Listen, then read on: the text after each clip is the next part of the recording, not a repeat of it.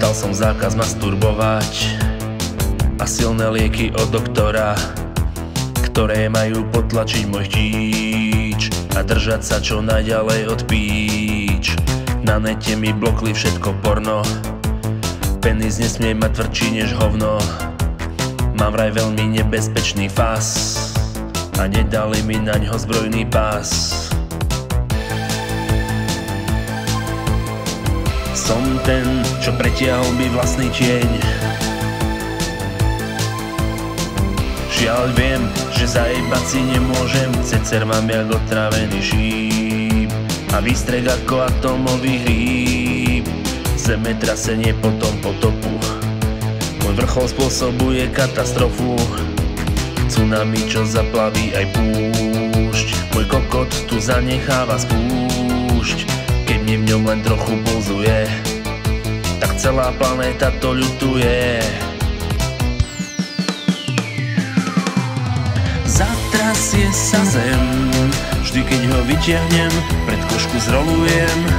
Skôr než zasuniem, na piču zapľujem, potom to ľutujem.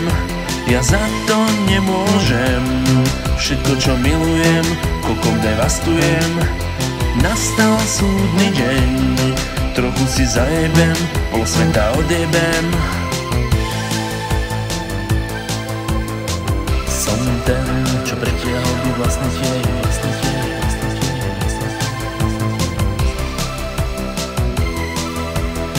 Keď vezmem svoj penis pevne do svojej dlane, ozbrojené sily na mňa tasia ťažké zbranie. Majú plné zásobníky, no ja vajcia tiež. Keď sa spustí paľba, rici utrieť nestihneš. Rakety, zem, vzduch, všetky píč, sveta, rybí, puch. Kokoty sa stoporia od západu po juh.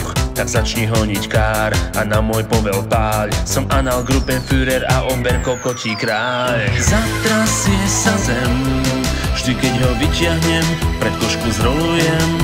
Skôr než zasuniem, na piču zapľujem, potom to ľutujem. Ja za to nemôžem, všetko čo milujem, kokom devastujem.